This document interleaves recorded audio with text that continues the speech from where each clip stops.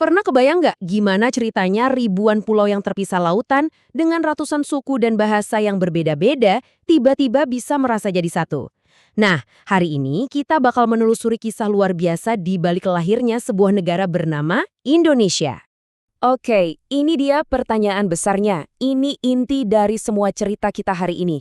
Gimana caranya identitas bersama itu bisa muncul dari keragaman yang luar biasa banyaknya? Jawabannya, ini bakal membawa kita mundur jauh, jauh banget ke masa lalu. Percaya atau enggak, semua ini berawal dari sesuatu yang mungkin ada di dapur kita sekarang. Yap, rempah-rempah. Yuk kita lihat kenapa sih komoditas yang kelihatannya sepele ini bisa begitu berharga. Sampai-sampai bangsa-bangsa dari separuh dunia rela mempertaruhkan segalanya buat datang ke sini. Coba bayangin deh, dulu di Eropa, harga cengkih dan pala itu bisa setara sama harga emas. Jadi ini bukan lagi soal bumbu masak, ini soal simbol kekayaan, soal status sosial. Siapapun yang bisa mengontrol sumber rempah ini, ya dia yang bakal mengendalikan perdagangan dunia.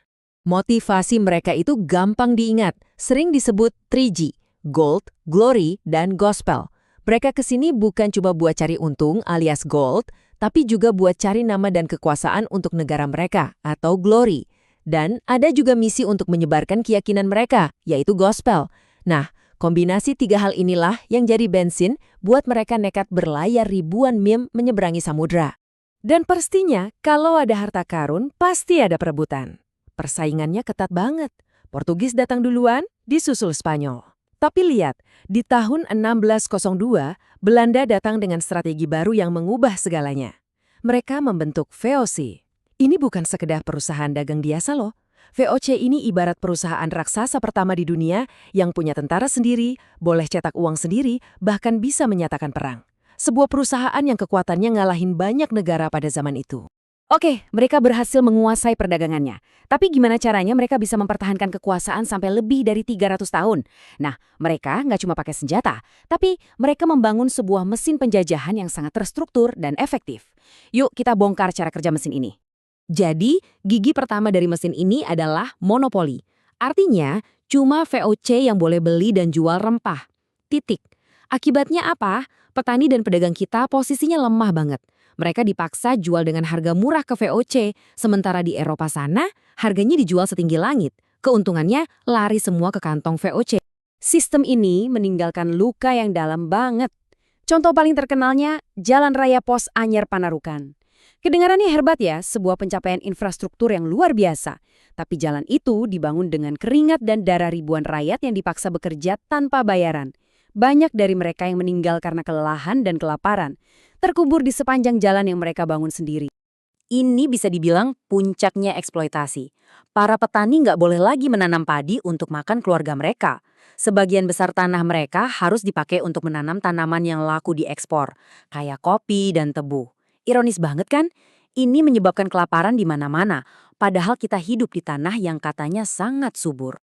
Tentu saja, penindasan yang separah ini nggak dibiarkan begitu aja. Perlawanan muncul di berbagai daerah. Tapi ada satu masalah besar.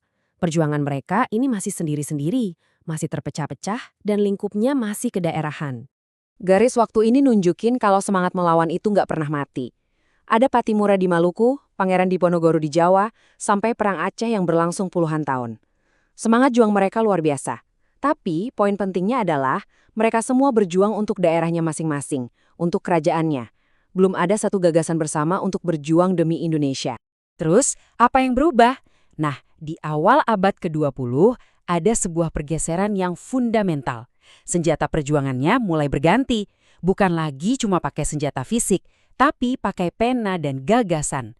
Dari sinilah lahir sebuah kesadaran sebagai satu bangsa. Ini adalah lompatan cara berpikir yang besar sekali. Perjuangan yang tadinya untuk kerajaanku atau daerahku, sekarang berubah jadi perjuangan untuk bangsa kita. Inilah momen ketika orang-orang dari pulau yang berbeda, suku yang berbeda, mulai merasa punya nasib yang sama dan tujuan yang sama. Dan yang ironis, senjata baru untuk perubahan ini justru datang dari pendidikan gaya barat yang diperkenalkan oleh Belanda sendiri. Pendidikan ini melahirkan sekelompok orang baru.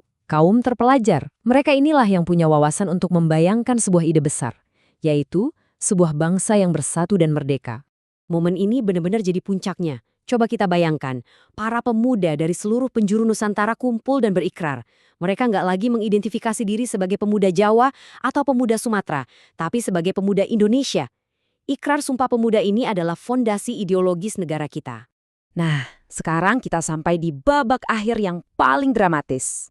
Sebuah peristiwa global, yaitu Perang Dunia Kedua, secara tidak terduga membuka sebuah jendela kesempatan yang sangat sempit untuk meraih kemerdekaan. Coba rasakan ketegangannya. Jepang tiba-tiba menyerah pada sekutu, artinya ada kekosongan kekuasaan di Indonesia. Para pemuda yang semangatnya berapi-api bilang, ini kesempatannya, kita harus merdeka sekarang juga. Sementara generasi yang lebih tua lebih waspada. Puncaknya adalah peristiwa Rengas Dengklok, di mana para pemuda mengamankan Soekarno dan Hatta untuk mendesak mereka segera memproklamasikan kemerdekaan. Semua terjadi dalam hitungan hari, bahkan jam. Dan akhirnya, pada 17 Agustus 1945, kalimat-kalimat yang singkat tapi sangat kuat ini dibacakan oleh Soekarno. Sebuah kalimat sederhana yang merupakan buah dari perjuangan ratusan tahun. Inilah momen di mana bangsa Indonesia secara resmi lahir. Jadi, setelah kita melihat perjalanan yang begitu panjang, dari perebutan rempah-rempah sampai proklamasi, pertanyaan terakhir ini mungkin untuk kita renungkan bersama. Kalau butuh perjuangan yang begitu besar untuk membentuk sebuah bangsa, apa ya yang harus kita lakukan hari ini untuk terus menjaga bangsa ini tetap utuh dan bersatu?